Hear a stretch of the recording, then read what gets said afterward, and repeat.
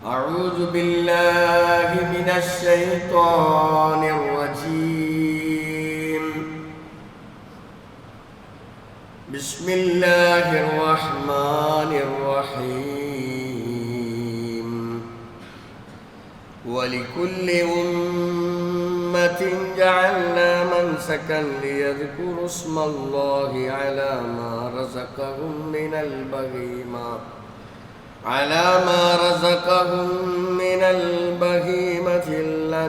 بهيمة الأنعام فإلهكم إله واحد فله أسلموا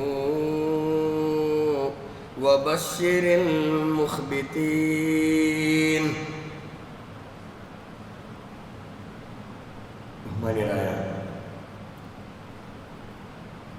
സത്യവിശ്വാസികളെ, വിശ്വാസികളെ, അല്ലാഹു സുബ്ഹാനഹു വ തആലയുടെ നിയമങ്ങളും അവൻ്റെ വിധിവിലക്കുകളും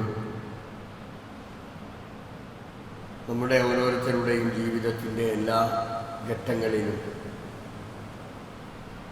കൃത്യമായി പാലിച്ചുകൊണ്ട് പരമാവധി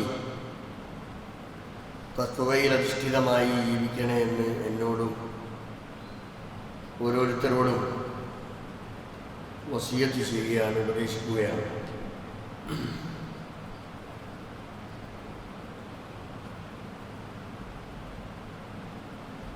ഊഹിയത്ത് അഥവാ ബലികർമ്മം പല മതങ്ങളിലും നമുക്ക് കാണുവാൻ സാധിക്കും. അതിൻ്റെ രീതികളിലും മറ്റുമൊക്കെ വ്യത്യാസങ്ങൾ നമുക്ക് കാണാം എന്ന് മാത്രം. മൻസക്ക് എന്ന ഖുർആനിലെ പ്രയോഗം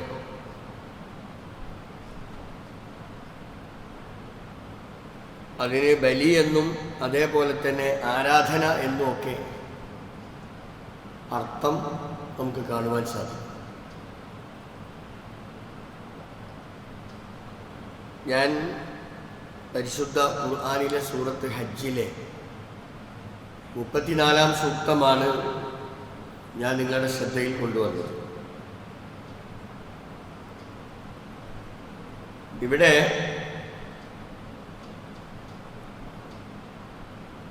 ഈ ആയത്ത് നമ്മെ ബോധ്യപ്പെടുത്തുന്നത്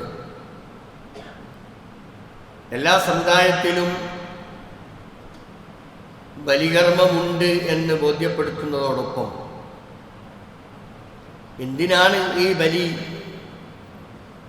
എന്നതിലേക്ക് കൂടിയുള്ള കൃത്യമായ ഒരു അറിവ് നൽകുന്ന സൂക്തമാണ്.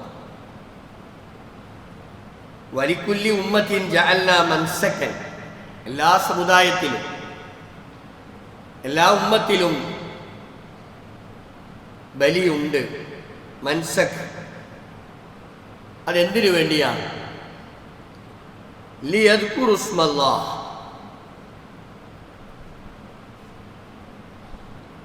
അള്ളാഹുവിനെ ഓർക്കാനും അള്ളാഹുവിനെ സ്മരിക്കുന്നതിനു വേണ്ടിയാണ് ഈ ബലിയെ ഇസ്ലാം പരിചയപ്പെടുത്തുന്നത്. അലാമാ റസഖഹും മിൻ ബഹീമത്തിൽ അൻആം, അത് നിങ്ങൾക്ക് വേണ്ടി ഭക്ഷിക്കാൻ അതുപോലെ നിങ്ങൾക്ക് ഉപയോഗപ്പെടുത്താൻ വേണ്ടി അള്ളാഹു നിശ്ചയിച്ചു വച്ചിട്ടുള്ള ബലിമൃഗങ്ങൾ, ആ ബലിമൃഗങ്ങളെ ബലിയറുത്തുകൊണ്ട് അള്ളാഹുവിൻ്റെ നാമം സ്മരിച്ചുകൊണ്ട് അള്ളാഹുവിനെ ധാരാളമായി ഓർക്കാനും അതിലൂടെ നമ്മുടെ വിശ്വാസത്തെ ശക്തിപ്പെടുത്താനുമൊക്കെയാണ് ബലി എന്ന് പറയുന്നത്. എന്നിട്ട് ആയത്ത് അവസാനിപ്പിക്കുന്നത് ഇപ്പൊ ഇലാഹുക്കും ഇലാഹും വാഹിദ്, നിങ്ങളുടെയൊക്കെ ദൈവം അള്ളാഹു അവൻ ഏകനാണ്. അതുകൊണ്ട് ഫലഹു അസ്ലിമു, നിങ്ങൾ ആ അള്ളാഹുവിന് വേണ്ടി കീഴ്പ്പെടണം, അള്ളാഹുവിന് വേണ്ടി നിങ്ങൾ കീഴൊതുങ്ങി ജീവിക്കണം. വബശിരിൽ മുഖ്ബിതീൻ, അള്ളാഹുവിന് വേണ്ടി കുമ്പിടുന്ന ആളുകൾക്ക് സന്തോഷ വാർത്ത അറിയിച്ചു കൊടുക്കണമെന്നുകൂടി അള്ളാഹു സുബ്ഹാനഹു വ തആല അവന്റെ പരിശുദ്ധ ഖുർആനിലൂടെ ബോധ്യപ്പെടുത്തുകയാണ്. ഇവിടെ രണ്ട് കാര്യങ്ങളാണ് പ്രധാനമായി ഇതിൽ നമുക്ക് മനസ്സിലാക്കാനുള്ളത്. ഒന്ന്, അള്ളാഹു ഈ ബലി നിശ്ചയിച്ചിട്ടുള്ളത്, ഇങ്ങനെ ഒരു കർമ്മം നിശ്ചയിച്ചിട്ടുള്ളത്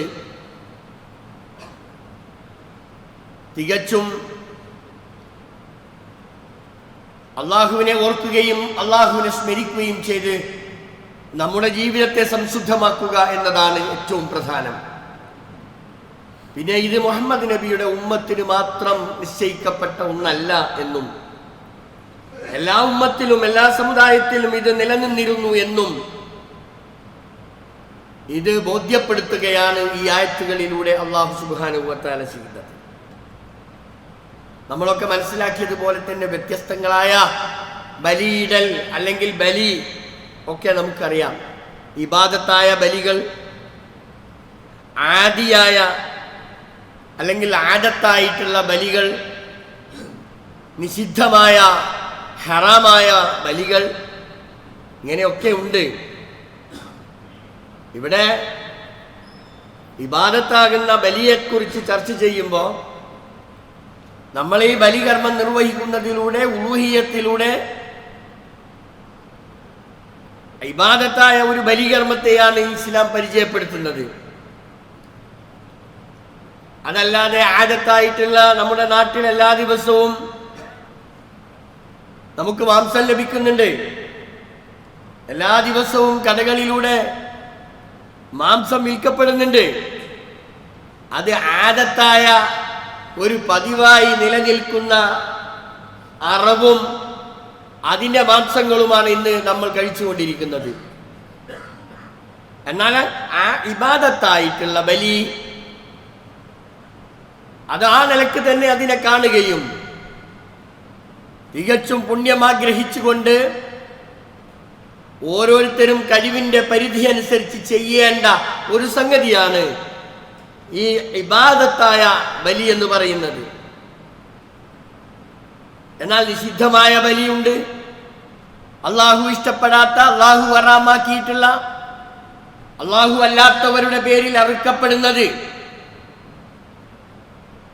വിചാരങ്ങളുടെ പേരിൽ അറുക്കപ്പെടുന്നത്, വ്യക്തികളുടെ പേരിൽ അറുക്കപ്പെടുന്നത്, അള്ളാഹു അല്ലാത്തവർക്ക് കഴിക്കപ്പെടുന്ന, അവരുടെ പേരിൽ കഴിക്കപ്പെടുന്ന നേർച്ചകളും വഴിപാടുകളും, അതിനുവേണ്ടി അറുക്കപ്പെടുന്നത്,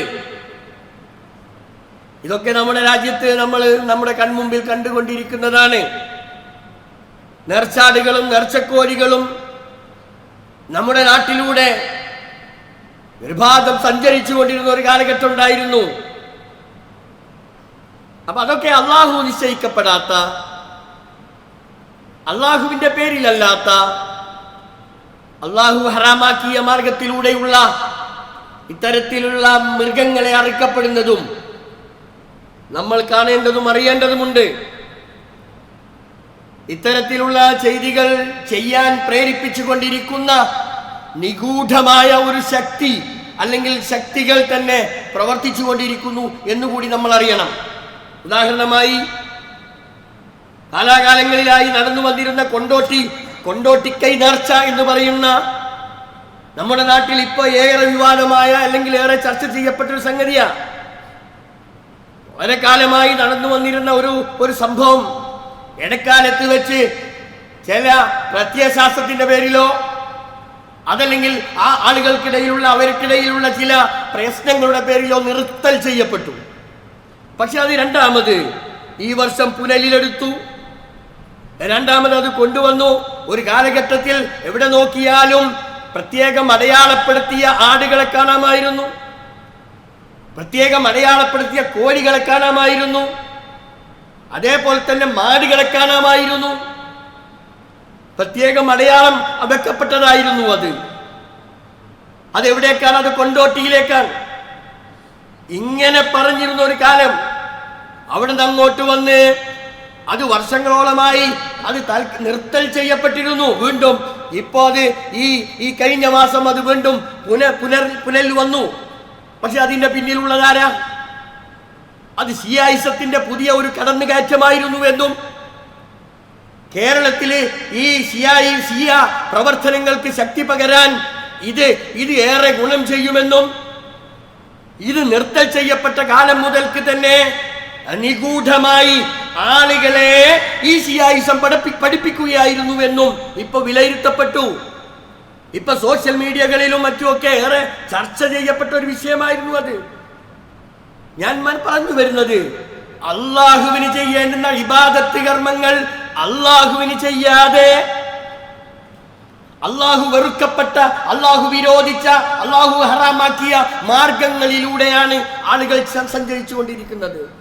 നമ്മൾ ഇന്ന് നമ്മുടെ നാട്ടിൽ കാണുന്ന സകല ബിദ്അത്തുകളുടെയും സകല അനാചാരങ്ങളുടെയും പിന്നിൽ അതിൽ പ്രവർത്തിച്ചു കൊണ്ടിരിക്കുന്ന ശക്തി എന്ന് പറയുന്നത് ഷിയായിസമാണ്. ഈ ഷിയായിസത്തെ തിരിച്ചറിയാൻ നമ്മൾ ശ്രദ്ധിക്കേണ്ടതുണ്ട്. നമ്മുടെയൊക്കെ ഒരു ബാധ്യതയാണ്. മെല്ലെ മെല്ലെ ഉറുമ്പ് അരിച്ചു വരുന്നത് പോലെ കുറെ കാലമായി അത് വിത്തുപാകി അതിന്റെ പ്രവർത്തനങ്ങൾ ഇങ്ങനെ നടന്നുകൊണ്ടിരിക്കുന്നു. അതിപ്പോ പ്രത്യക്ഷത്തിൽ വന്ന ഒരു സന്ദർഭം കൂടി ഉണ്ട്. ഇത് പ്രത്യേകമായ ഈ സാഹചര്യത്തിൽ നമ്മൾ അതിനെക്കുറിച്ച് ഓർക്കുകയും മനസ്സിലാക്കുകയും പഠിക്കുകയും ചെയ്യേണ്ടതുണ്ട് എന്നതുകൊണ്ടാണ് ഞാൻ ഇത് സൂചിപ്പിച്ചത്. അപ്പൊ ഇസ്ലാമിലെ ബലികർമ്മം അത് അള്ളാഹുവിൽ നിന്നുള്ള പ്രതിഫലം ആഗ്രഹിച്ചുകൊണ്ട് മാത്രം ചെയ്യേണ്ടതാണ്. അത് അള്ളാഹുവിന് വേണ്ടി ചെയ്യേണ്ട കർമ്മമാണ്. അതിലൂടെ നമ്മുടെ വിശ്വാസത്തെ നമ്മൾ ശക്തിപ്പെടുത്താനാണ് നമ്മൾ അത് ഉപയോഗപ്പെടുത്തേണ്ടത്. ഇസ്ലാമിൽ നമ്മളോട് കൽപ്പിച്ചിട്ടുള്ള അറവുകൾ അല്ലെങ്കിൽ ബലികൾ വേറെയുമുണ്ട്. ഉലൂഹിയത്തിനെ പോലെ തന്നെ ഹജ്ജില് നടത്തപ്പെടുന്ന തമത്തുആയും ഖിറാനായും ഹജ്ജ് ചെയ്യപ്പെടുന്നവർക്ക് അവർ ചെയ്യേണ്ടുന്ന ബലികർമ്മമുണ്ട്. അതേപോലെ തന്നെ പ്രായശ്ചിത്തമായിട്ട് ബലി അർപ്പിക്കേണ്ടതുണ്ട്. അതൊക്കെ അംഗീകരിക്കപ്പെട്ട ബലികളാ. അതേപോലെ തന്നെ ഉള്ളതാണ് അഖീഖ എന്ന് പറയുന്ന ബലി. അത് സുന്നത്താക്കപ്പെട്ട, അംഗീകരിക്കപ്പെട്ട, അറിയുന്നതായിട്ട് പോലും അതിനോടൊരു അമാന്തം കാണിക്കുന്ന സാഹചര്യം പോലും പലപ്പോഴും ഉണ്ടാകാറുണ്ട്. എന്താണ് അഖീഖ എന്ന് പറയുന്നത്? തനിക്കൊരു കുട്ടി ഉണ്ടായാൽ ആ കുട്ടി ഉണ്ടായതിന്റെ പേരിലുള്ള സന്തോഷം പങ്കിട്ടുകൊണ്ട് അത് ആ കുട്ടിക്ക് അതിലൂടെ ഒരു ബർക്കത്ത് ലഭിക്കാൻ, അനുഗ്രഹം ലഭിക്കുന്നതിന് വേണ്ടി ഇസ്ലാം നിശ്ചയിച്ചിട്ടുള്ള ഒന്നാണ് അഖീഖ എന്ന് പറയുന്നത്. അവിടെയും ചില വേർതിരിവുകൾ. ആൺകുട്ടിയാണെങ്കിൽ അഖീഖ അറുക്കും, ചിലർ പെൺകുട്ടിയാണെങ്കിൽ അഖീഖ അറുക്കൂല. ചില സ്ഥലങ്ങളിൽ പെൺകുട്ടിക്ക് അറുക്കും, ആൺകുട്ടിക്ക് അറുക്കൂല. ഇങ്ങനെയൊക്കെ വ്യത്യസ്തമായ രീതിയിൽ ചിലര് ആണായാലും ശരി പെണ്ണായാലും ശരി അറുക്കുന്നവരുണ്ട്, അറുക്കാത്തവരുണ്ട്. ഞാൻ പറയുന്നത് അതിൻ്റെ ഒന്നും കൃത്യമായ വിഷയം ആളുകൾ പഠിക്കാത്തത് കൊണ്ടും അറിയാത്തത് കൊണ്ടും ഒക്കെയാണ് ഇതിൽ നിന്നൊക്കെ ആളുകൾ വിമുക്തി കാണിച്ചു കൊണ്ടിരിക്കുന്നത് എന്ന് നമ്മൾ മനസ്സിലാക്കണം. സൂചിപ്പിച്ചു വരുന്നത് ഇസ്ലാം അംഗീകരിച്ചിട്ടുള്ള ഈ അഖീഖ റസൂലുള്ളാഹി സ്വല്ലല്ലാഹു അലൈഹി വസല്ലമയിൽ നിന്ന് ഉദ്ധരിക്കപ്പെട്ട ഹദീസുകളുണ്ട്. കുല്ലു ഗുലാമിൻ റഹീന, ഒരു ഹദീസിൽ കാണാം എല്ലാ കുട്ടികളും അത് റഹീനത്തും ബി അഖീഖത്തിഹി, അതിന്റെ അഖീഖത്തിൽ അതിൽ വലയം ചെയ്യപ്പെട്ടതാണ്. തുദ്ബഹു അൻഹു യൗമ സാബിഇഹി, ഏഴാമത്തെ ദിവസമാണ്. കൃത്യമായി ഏഴാമത്തെ ദിവസമാണ് അതിന്റെ കൃത്യമായ സുന്നത്ത് എന്ന നിലയിൽ. അതിനുവേണ്ടി അഖീഖ അറുക്കേണ്ടത് ഒരു കുട്ടി ജനിച്ചാൽ ഏഴാമത്തെ ദിവസമാണ്. അന്ന് തന്നെയാണ് പേരിടേണ്ടതും എന്നാണ്. മുടി കളയേണ്ടതും അന്ന് തന്നെയാണ് എന്നാണ് ഹദീസിൽ നമുക്ക് കാണാൻ സാധിക്കുന്നത്. പിന്നെ പ്രത്യേകമായ സാഹചര്യത്തിൽ അസുഖത്തിന്റെ പേരിൽ മുടി കളയുന്നത് മാറ്റിവെക്കാം. മറ്റു കാരണങ്ങൾ കൊണ്ട് ബലി അറുക്കുന്നത്, ഇത് അഖീഖ അറുക്കുന്നതും മാറ്റിവെക്കാം. ഇതൊക്കെ അങ്ങനെ മാറ്റി വെക്കുന്നതും പിന്നീട് അത് ചെയ്യാവുന്നതുമാണ് എന്നും ഹദീസുകളിൽ നമുക്ക് കാണാം. എന്നാൽ അതിനേറ്റവും പ്രബലമായ സുന്നത്ത് എന്ന് പറയുന്നത് ഈ ഏഴാമത്തെ ദിവസമാണ്. മൻ വുലിദ ലഹു വലതുൻ, ഒരാൾക്കൊരു കുട്ടി ഉണ്ടായാൽ അവൻ ഇഷ്ടപ്പെടുന്നുണ്ട്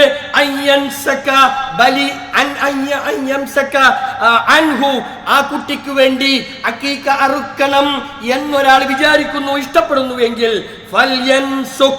അവൻ ആ കർമ്മം നിർവഹിച്ചു കൊള്ളട്ടെ എന്നാണ് ഹദീസിൽ കാണാൻ സാധിക്കുന്നത്. അപ്പൊ സൂചിപ്പിച്ചു വരുന്നത് അക്കീക്കയുടെ പ്രാധാന്യം നമ്മൾ അറിയണം. അക്കീക്കയുടെ പ്രാധാന്യം നമ്മൾ അറിയണം. ഒരാടിനെയെങ്കിലും അറുത്ത് ആ കർമ്മത്തിൽ പങ്കാളികളാകണം, അല്ലെങ്കിൽ അതിനുവേണ്ടി നമ്മൾ തയ്യാറാകണം. ഹദീസുകളിൽ കാണാം, ഒരു ആൺകുട്ടിയാണെങ്കിൽ 2 ആടിനെയും പെൺകുട്ടിയാണെങ്കിൽ ഒരാടിനെങ്കിലും അറുക്കണമെന്ന് നിർദ്ദേശിക്കപ്പെട്ടതും നമുക്ക് ഹദീസുകളിൽ കാണാം. സൂചിപ്പിച്ചു വരുന്നത് ഇസ്ലാം അംഗീകരിക്കപ്പെട്ട, ഇസ്ലാമിൽ പ്രബലമായ സുന്നത്താണ് എന്ന് പറഞ്ഞിട്ടുള്ള ഇത്തരം ബലികളെ കുറിച്ച് നമ്മൾ കൃത്യമായി അറിയണം. ഇവിടെ നമ്മുടെ കൺമുമ്പിൽ എത്തി നിൽക്കുന്നത് ഇപ്പൊ ഉലൂഹിയത്തിന്റെ സന്ദർഭമാണ്. എന്തിനാണ് ഉലൂഹിയത്ത്? അള്ളാഹുവിന്റെ സാമീപ്യം നേടാനാണ്. അള്ളാഹുവിന്റെ സാമീപ്യം നേടാൻ പെരുന്നാൾ സുദിനത്തിൽ, അതേപോലെ തന്നെ പെരുന്നാൾ കഴിഞ്ഞ അയ്യാമുത്ത തശ്രീഖിന്റെ നാളുകളിൽ 11, 12, 13 എന്നീ ദിവസങ്ങളാണ് അയ്യാമുത്ത തശ്രീഖ് എന്ന പേരിൽ അറിയപ്പെടുന്നത്. പെരുന്നാൾ സുദിനത്തിലോ തൊട്ടടുത്തുള്ള ഈ അയ്യാമുത്ത തശ്രീഖിന്റെ ദിവസങ്ങളിലോ ആടായോ മാടയോ ഒട്ടകം, ഇതിനെയാണ് നമ്മുടെ നാട്ടിൽ സാധാരണയായി ബലികർമ്മത്തിന് വേണ്ടി ഉപയോഗിച്ചു കൊണ്ടിരിക്കുന്നത്. അപ്പൊ എന്താണ് ഉലൂഹിയത്ത്? ഇതങ്ങ് വെറുതെ ചെയ്യുന്ന, അല്ലെങ്കിൽ നമ്മൾ കുറെ ആടിനെയും മാടിനെയും ഒക്കെ അറുത്ത് അങ്ങ് ആഘോഷിക്കുന്നതിലപ്പുറം ഇതിന്റെ പിന്നിലുള്ള ഒരു ചരിത്രമില്ലേ? ഒരു ത്യാഗോജ്ജലമായ ചരിത്രമില്ലേ? ഇബ്രാഹിം നബി അലൈഹിസ്സലാത്തു വസ്സലാമയുടെ മകൻ ഇസ്മായിൽ അലൈഹിസ്സലാത്തു വസ്സലാമയുടെ ത്യാഗോജ്ജലമായ ചരിത്രത്തെ അയവിറച്ചുകൊണ്ട് ചെയ്യുന്ന ഒരു കർമ്മമാണിത്. അത് ഉലൂഹിയത്തിന് പകരം ഉലൂഹിയത്തല്ലാതെ വേറെ എന്താ ഉള്ളത്? ഉലൂഹിയത്തിന് പകരം ഉലൂഹിയത്ത് തന്നെ ഉള്ളൂ. ഇബ്രാഹിം നബി അലൈഹിസ്സലാത്തു വസ്സലാം തന്റെ മകനെ വിളിച്ചുകൊണ്ട് പറയുന്ന ഒരു സന്ദർഭം, ഇന്നി അറാഫിൽ മനാം, മോനെ ബാപ്പ ഇതാ സ്വപ്നം കണ്ടിരിക്കുന്നു, അന്നീ അത് ബഹുക്ക, നിന്നെ അറുക്കണം, നിന്നെ ബലിയറുക്കണം എന്ന് ബാപ്പ സ്വപ്നം കണ്ടിരിക്കുന്നു. എന്താണ് നിന്റെ അഭിപ്രായം? ഇത് കേട്ട മാത്രയിൽ ഒരു മകൻ സ്വന്തം ബാപ്പയുടെ മുഖത്ത് നോക്കിയിട്ട് ആ മകൻ പറയുന്ന ഒരു വാചകം, യാ അബതി ഫഅൽ മാ തുമർ, എന്റെ പൊന്നുപ്പ, എന്താണോ നിങ്ങളോട് അള്ളാഹു കൽപ്പിച്ചിട്ടുള്ളത് അതങ്ങ് അപ്രകാരം പ്രവർത്തിച്ചേക്കുക എന്ന ഒരു വാക്കാണ് ഒരു മകൻ സ്വന്തം പിതാവിനോട് പറയുന്നത്. നമ്മൾ അറിയണം, ഇത് വെറുതെ അങ്ങുണ്ടായതാണോ? വിശ്വാസത്തിന്റെ കരുത്തല്ലേ അത്? ആത്മാർത്ഥതയുടെ കരുത്തല്ലേ അത്? ത്യാഗത്തിന്റെ കരുത്തല്ലേ അത്? ഇതാണ് നമ്മൾ അറിയേണ്ടത്. അപ്പോ ഇതൊക്കെ നമ്മൾ ഇങ്ങനെ കൊല്ലാ കൊല്ലവും ഒരു മാമൂലായി. കഴിഞ്ഞ വർഷം ആരൊക്കെയാ ചെയ്തത്? ഓലങ്ങനെ ചെയ്തു വരിക. അങ്ങനെയാണോ ഇത്? പുതിയ പുതിയ ആളുകൾ ഈ രംഗത്തേക്ക് കടന്നു വരേണ്ടതില്ലേ? അള്ളാഹുവിന്റെ സാമീപ്യം കരസ്ഥമാക്കാൻ, അത് കരകരമാക്കാൻ ഇത്തരം വിഷയങ്ങളിൽ അള്ളാഹുവിലേക്ക് മാത്സര്യ ബുദ്ധിയോടുകൂടി എത്തണമെന്നതാണ് ഖുർആൻ പഠിപ്പിക്കുന്നത്. വസാരിഉ ഇലാ മഗ്ഫിറത്തിൻ മിർ റബ്ബിക്കും, അള്ളാഹുവിൽ നിന്നുള്ള പാപമോചനം കിട്ടുന്നതിന് വേണ്ടി നിങ്ങൾ ഇത്തിരി മത്സരം കാണിക്കണം. ഇതാണ് ഖുർആനിന്റെ പ്രഖ്യാപനം. അതുകൊണ്ട് തന്നെ ഇത്തരം കർമ്മങ്ങളിൽ നമ്മൾ ഭാഗവാക്കാകേണ്ടതുണ്ട്. നമ്മൾ എന്തെല്ലാം കാര്യങ്ങൾ ചെയ്യുന്നുണ്ട്. നമ്മൾ വിചാരിച്ച എന്തെങ്കിലും ഒരു സംഗതി നടക്കാതിരിക്കുന്നുണ്ടോ? ഇതിനെക്കുറിച്ച് പറയുമ്പോ അതെനിക്ക് ഇപ്പൊ കഴിയില്ല.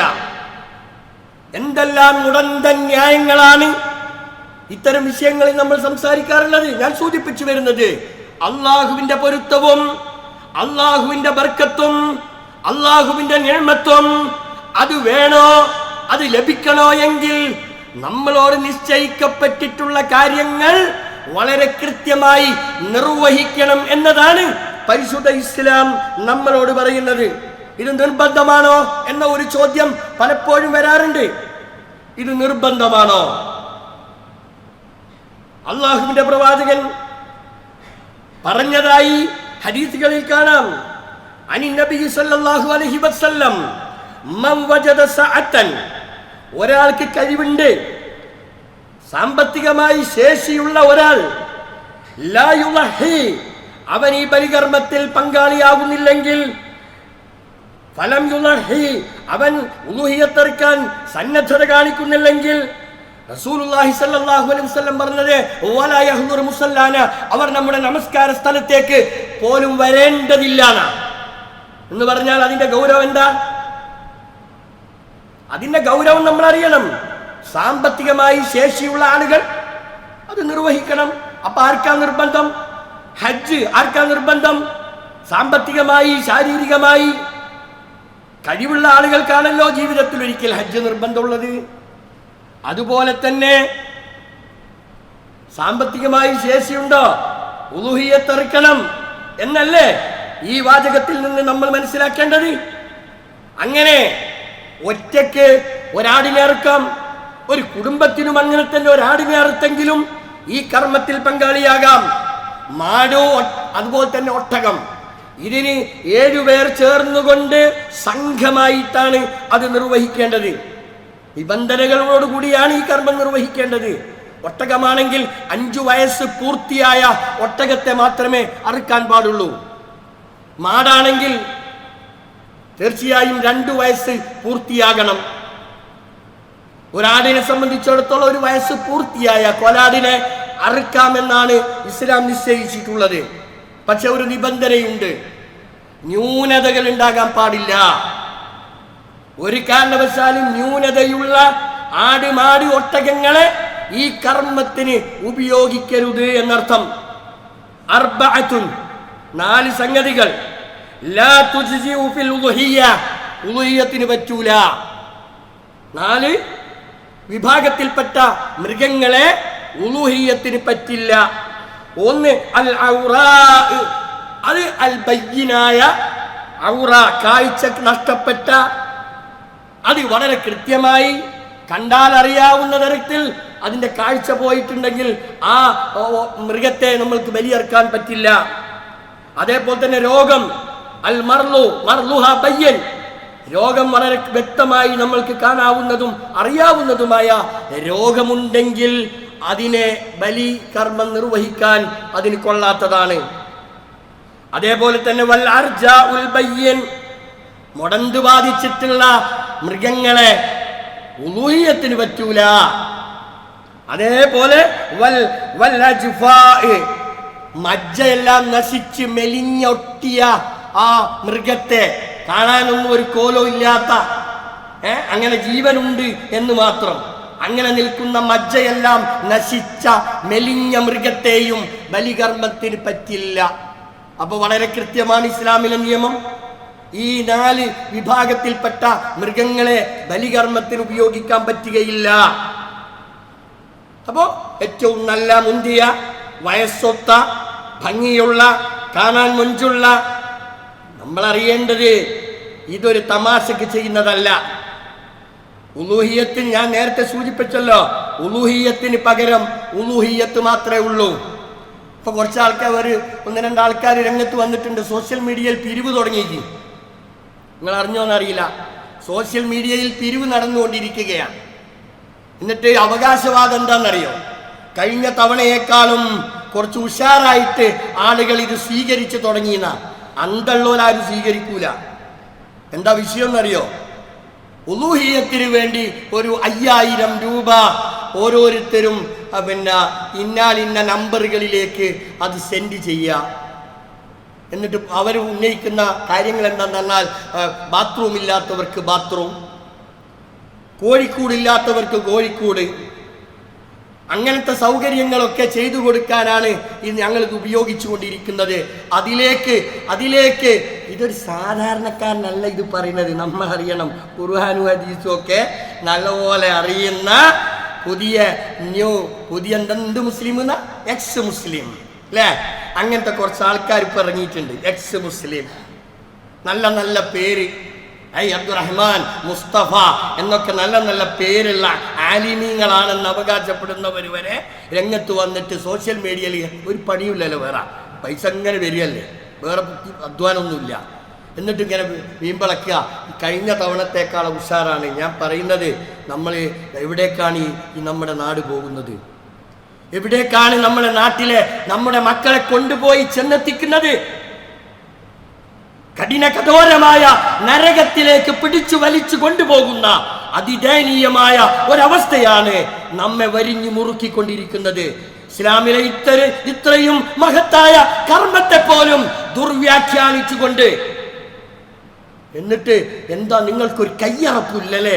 മൃഗത്തെ ബലിയറുക്കുന്നത് നിങ്ങൾക്കൊരു കയ്യറപ്പ് തോന്നുന്നില്ലല്ലേ എന്നൊക്കെ ചോദിച്ചിട്ട് പുതിയ ന്യൂജൻ എന്ന് പറയുന്ന ടീമിനെയൊക്കെ ഇങ്ങനെ കയ്യടി വാങ്ങി ഇങ്ങോട്ട് നടക്കുക. ഞാൻ പറഞ്ഞു, ഉലൂഹിയത്തിന് പകരം ഉലൂഹിയത്ത് മാത്രമേ ഉള്ളൂ. ഇത് ത്യാഗത്തിന്റെ കഥയാണ്, ഇത് തഖ്വയുടെ കഥയാണ്. പരിശുദ്ധ ഖുർആൻ പറഞ്ഞല്ലോ, ലൻ യനാലല്ലാഹ ലുഹൂമുഹാ വലാ ദിമാഉഹാ എന്ന് പറഞ്ഞുകൊണ്ട് ഖുർആൻ എന്താ പറഞ്ഞത്? നാം അറുക്കപ്പെടുന്ന മൃഗത്തിന്റെ മാംസമോ രക്തമോ അതിൻ്റെ ഒന്നും തന്നെ അള്ളാഹുവിലേക്ക് എത്തുന്നില്ല. എന്നാൽ വലാകിൻ യനാലുഹു തഖ്വ മിൻകും, നിങ്ങളിലുള്ള തഖ്വയാണ്, പരിശുദ്ധതയാണ് അള്ളാഹുവിലേക്ക് എത്തിച്ചേരുന്നത്. ഇത് ഖുർആനിന്റെ വർത്തമാനമാണ്. ഇതിൻ്റെ അടിസ്ഥാനത്തിലാണ് ഏതൊരു വിശ്വാസിയും ഇതിനെ നോക്കിക്കാണേണ്ടത്. അതുകൊണ്ട് ഇത്തരത്തിലുള്ള അബദ്ധജടിലങ്ങളായ വർത്തമാനങ്ങളും വാർത്തകളും വരുമ്പോൾ അതിനെയൊക്കെ പ്രതിരോധിക്കാൻ, വിശ്വാസരംഗത്ത് കരുത്താർജിക്കാൻ നമ്മൾക്ക് സാധിക്കണം. അള്ളാഹു നമ്മെ ഏവരെയും അനുഗ്രഹിക്കുമാറാവട്ടെ.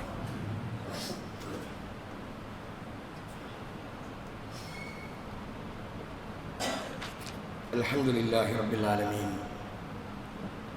വസല്ലല്ലാഹു അലാ നബിയിൽ കരീം വഅലാ ആലിഹി വസഹ്ബിഹി അജ്മഈൻ. തഖ്വല്ലാഹ ഫാനിയം ബിതഖ്വല്ലാഹ്. പ്രിയപ്പെട്ട സഹോദരി സഹോദരന്മാരെ, അള്ളാഹുവിനെ സൂക്ഷിച്ച് ജീവിക്കണേ എന്ന് ഒരിക്കൽ കൂടി വസിയത്ത് ചെയ്യാൻ പ്രവേശിക്കുകയാണ്. നമ്മൾ ദുൽഹജ്ജ് മാസത്തിലേക്ക് പ്രവേശിക്കാൻ പോവുക. ദുൽഹജ്ജ് മാസം എന്തുകൊണ്ടും പവിത്രമായ മാസമാണ്. അള്ളാഹു സുബ്ഹാനഹു വ തആല പവിത്രമാക്കിയിട്ടുള്ള മാസങ്ങളിലെ ദിനരാത്രങ്ങൾ ദുൽഹജ്ജ് 1 മുതൽ 10 വരെയുള്ള അയ്യാമുൽ അശ്ർ വൽ ഫജ്ർ വലയാലിൻ അശ്ർ. ആ വലയാലിൻ അശ്ർ എന്നതിന് വ്യാഖ്യാനം അത് ദുൽഹജ്ജിലെ ആദ്യത്തെ 10 ദിനങ്ങളാണ്. ഏറെ അള്ളാഹുവിൻ്റെ പ്രവാചകൻ ഇഷ്ടപ്പെട്ട, ധാരാളമായി അമൽ സ്വാലിഹാത്തുകൾ ചെയ്തിരുന്ന ദിവസങ്ങളാണ് ഈ പറയപ്പെടുന്ന ദുൽഹജ്ജിലെ ആദ്യത്തെ 10 ദിനങ്ങൾ. ഖാല റസൂലുള്ളാഹി സ്വല്ലല്ലാഹു അലൈഹി വസല്ലം, മാ മിൻ അയ്യാമിൻ അൽ അമലു സ്വാലിഹ് ഫീഹാ അഹബ്ബ ഇലല്ലാഹി മിൻ ഹാദിഹിൽ അയ്യാം. ഈ ദിവസങ്ങളിൽ അള്ളാഹുവിൻ്റെ പ്രവാചകന് ഏറെ ഇഷ്ടമുള്ള പ്രവർത്തനങ്ങളായിരുന്നു പ്രവാചകൻ ചെയ്തിരുന്നത്. സൽക്കർമ്മങ്ങൾ ധാരാളം ചെയ്തിരുന്നു, സദഖകൾ ധാരാളം ചെയ്തിരുന്നു, ധാരാളമായി സുന്നത്ത് നമസ്കാരങ്ങൾ, സുന്നത്തുകൾ കൂടുതൽ താല്പര്യപൂർവം പ്രവാചകൻ ചെയ്തിരുന്നു എന്ന് നമുക്കറിയാം. അറഫ നോമ്പ് ദുൽഹജ്ജ് 9-നാണല്ലോ അറഫ നോമ്പ് എടുക്കേണ്ടത്. ആ ദുൽഹജ്ജ് 9-ന് നോമ്പെടുക്കണം എന്ന് നമ്മളോട് കൽപ്പിച്ച പ്രവാചകൻ സല്ലല്ലാഹു അലൈഹി വസല്ലം. അതേപോലെ തന്നെ പുണ്യങ്ങൾ ധാരാളമായി വാരിക്കൂട്ടണം എന്നാഗ്രഹിക്കുന്ന ആളുകൾക്ക് ദുൽഹജ്ജ് 1 മുതൽ തന്നെ നോമ്പ് എടുക്കാവുന്നതുമാണ്. അതൊരു അനുവദനീയമായ സംഗതിയാണ്. എന്നാൽ ദുൽഹജ്ജ് 9 അത് അങ്ങനെ തന്നെ പ്രവാചകൻ സല്ലല്ലാഹു അലൈഹി വസല്ലമ കഴിഞ്ഞുപോയ പാപങ്ങൾ പൊറുക്കപ്പെടാൻ അറഫ നോമ്പ് നിങ്ങൾ അനുഷ്ഠിക്കണമെന്ന് വളരെ ശക്തമായി പ്രവാചകൻ നമ്മളോട് നിർദ്ദേശിച്ചിട്ടുള്ളതാണ്. അതേപോലെ തന്നെ ഒരു കാര്യം കൂടി, ഉലൂഹിയ്യത്ത് പറഞ്ഞുവല്ലോ. ഉലൂഹിയ്യത്തിലേക്ക് നിയ്യത്ത് ചെയ്തിട്ടുള്ള അല്ലെങ്കിൽ അതിലേക്ക് വരുന്ന ആളുകൾ ദുൽഹജ്ജ് 1 മുതൽ ഈ കർമ്മം നിർവഹിക്കുന്നതുവരെയും അവരെ സംബന്ധിച്ചിടത്തോളം അവരെ മുടി, നഖം ഇതൊന്നും എടുക്കാൻ പാടില്ല എന്നത് ഈ വിഷയവുമായി ബന്ധപ്പെട്ട് അള്ളാഹുവിൻ്റെ പ്രവാചകൻ ഇതാണ് അതിൻ്റെ ഹദീസിൻ്റെ ഭാഗം. മുടിയെടുക്കരുത്, നഖം മുറിക്കരുത്. ഇത് ഇത്രയും ദിവസങ്ങളിൽ നമ്മൾ ശ്രദ്ധിക്കേണ്ടതാണ്. അങ്ങനെയൊക്കെ ചെയ്യണമെന്ന് പറയുന്നത് വെറുതെ തമാശക്കൊരു 6,500 റുപ്യ അങ്ങ് കൊടുത്താൽ എൻ്റെ എല്ലാ ബാധ്യതയും തീർന്നുന്ന അങ്ങനെ ബാധ്യത എന്ന് ആരും തീർക്കണ്ട. അതിനു വേണ്ടിയിട്ടല്ല ഇത് നമ്മൾ ചെയ്യുമ്പോൾ നമ്മൾ ഈമാനിങ്ങട്ട് ആ ഈമാനിനൊരു ആവേശം ഉണ്ടാകണം. അതിനു വേണ്ടിയാണ് ഈ ചെയ്യുന്നത്. ഇതിങ്ങനെ പുതുക്കുക. അങ്ങനല്ലേ? റമദാൻ കഴിഞ്ഞു അല്ലേ? റമദാൻ കഴിഞ്ഞ് റമദാനിൽ നമ്മൾ ഒരുപാട് ആവേശോജ്ജലമായ നിലയിൽ നമ്മൾ അമലുകൾ ചെയ്തിട്ടുണ്ട്. അത് കഴിഞ്ഞ് ശവ്വാൽ മുതൽ അള്ളാഹുവിന്റെ മാസങ്ങളാണ്. ഹജ്ജിന്റെ മാസ ശവ്വാൽ, ദുൽഖഅദ്, അത് കഴിഞ്ഞ് ദുൽഹജ്ജിന്റെ ആദ്യത്തെ ദിനങ്ങളൊക്കെ ഹജ്ജിന്റെ മാസങ്ങൾ. അവിടങ്ങളിലൊക്കെ നമ്മളെ ശ്രദ്ധ എപ്പോഴും ഉണ്ടായിരിക്കണം. അള്ളാഹുവിനെ കുറിച്ചുള്ള ഓർമ്മകൾ, അള്ളാഹുവിന് വേണ്ടി ധാരാളമായി തക്ബീറുകളും തഹ്ലീലുകളും ഒക്കെ ചൊല്ലിയൊക്കെ കഴിഞ്ഞുകൂടേണ്ട ദിനരാത്രങ്ങളാണ്. അതുകൊണ്ടാണ് പറയുന്നത്, ഇങ്ങനെയൊക്കെ കർമ്മങ്ങൾ അള്ളാഹുവിൽ നിന്നുള്ള പ്രീതിയാണ്, അവൻ്റെ സാമീപ്യമാണ് നമ്മൾ ആഗ്രഹിക്കേണ്ടത്. അങ്ങനെ ആഗ്രഹിച്ചുകൊണ്ട് നിയ്യത്ത് ചെയ്തുകൊണ്ട് നമ്മൾ ഈ വിഷയത്തിലേക്ക് ഇറങ്ങണം. തനിക്ക് വിലപ്പെട്ടത് താൻ അള്ളാഹുവിൻ്റെ മാർഗത്തിൽ ഇതാ ബലി അർപ്പിക്കുകയാണ് എന്ന തീരുമാനത്തോടു കൂടി, നിയ്യത്തോടു കൂടിയാണ് നമ്മൾ ഈ കർമ്മത്തിൽ ഇറങ്ങേണ്ടത്. അള്ളാഹു തആല നമ്മെ അനുഗ്രഹിക്കുമാറാവട്ടെ.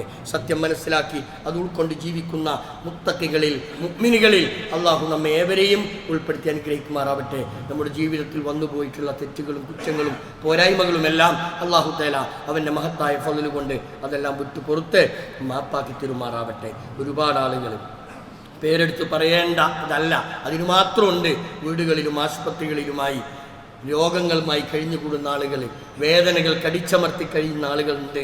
ആണും പെണ്ണും ചെറുതും വലുതുമായ ആളുകൾ. അള്ളാഹുവെ അവരുടെ രോഗങ്ങൾക്കൊക്കെ ശിഫ നൽകി അനുഗ്രഹിക്കണേ അള്ളാഹുവെ. ഞങ്ങളിൽ നിന്ന് ഓരോ ദിവസവും ഓരോരുത്തർ പല വിധേനയും രോഗികളായി, മറ്റു നിലയിൽ പെട്ടെന്നുള്ള മരണം, അപകട മരണം, ഇതൊക്കെ വർദ്ധിച്ചു വരികയാണ്. റബ്ബേ, നിൻ്റെ പരീക്ഷണങ്ങൾ അള്ളാഹുവെ ഞങ്ങൾക്ക് സഹിക്കാൻ കഴിയാത്ത വിധം പരീക്ഷണങ്ങളുണ്ട് നാഥ. അള്ളാഹുവെ, ഈ പരീക്ഷണങ്ങളിൽ നിന്ന് ഞങ്ങളെ രക്ഷപ്പെടുത്തണേ അല്ലാ. മരണപ്പെട്ടു പോയവർക്ക് മഗ്ഫിറത്തും മർഹമത്തും നൽകി അനുഗ്രഹിക്കണേ അല്ലാ. പടച്ചവനെ, ലോകത്തിൻ്റെ നാനാഭാഗത്തും പ്രത്യേകിച്ച് ഫലസ്തീൻ, ഗസ, നമ്മുടെ മനസ്സുകളിൽ നിന്ന് അതൊന്നും മാഞ്ഞു പോകുന്നില്ല, മാഞ്ഞു പോവുകയുമില്ല. നേരം വെളുക്കുമ്പം, കണ്ണ് തുറക്കുമ്പം പിഞ്ചു കുട്ടികൾ അതിക്രൂരമായി കൊല ചെയ്യപ്പെടുന്ന കാഴ്ചകളാണ് നമ്മൾ കണ്ടുകൊണ്ടിരിക്കുന്നത്. എങ്ങനെയാണ് നമ്മുടെ മനസ്സുകൾ ഈ നിലക്ക് ഓർമ്മയില്ലാതെയായി പോവുക?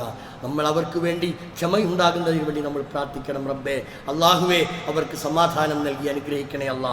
ലോകത്തിൻ്റെ നാനാഭാഗത്തും പീഡനം അനുഭവിച്ചു കൊണ്ടിരിക്കുന്നവർക്ക് റബ്ബേ നീ സമാധാനം നൽകണമേ നാഥ. അള്ളാഹുവെ, നിന്റെ ദീനനുസരിച്ച് ജീവിക്കാനും അത് പ്രബോധനം ചെയ്യുവാനുള്ള തൗഫീഖ് നൽകി അനുഗ്രഹിക്കണേ അല്ലാ. അല്ലാഹുമ്മ ഗ്ഫിർ ലിൽ മുഅ്മിനീന വൽ മുഅ്മിനാത്ത് വൽ മുസ്ലിമീന വൽ മുസ്ലിമാത്ത് അൽഅഹ്യാഇ മിൻഹും വൽ അംവാത്ത് ഇന്നക മുജീബുദ് ദഅവാതി വയാ ഖാളിയൽ ഹാജാത്ത്. ربنا اغفر لنا ولإخواننا الذين سبقونا بالإيمان فلا تجعل في قلوبنا غلا للذين آمنوا ربنا إنك رؤوف رحيم. اللهم أجرنا من النار، اللهم أجرنا من النار، اللهم اجعلنا من المسلمين واجعلنا من المتقين واجعلنا من المخلصين. ربنا تقبل منا دعاءنا إنك أنت السميع العليم وتب علينا إنك أنت التواب الرحيم. ربنا آتنا في الدنيا حسنة وفي الآخرة حسنة وقنا عذاب النار.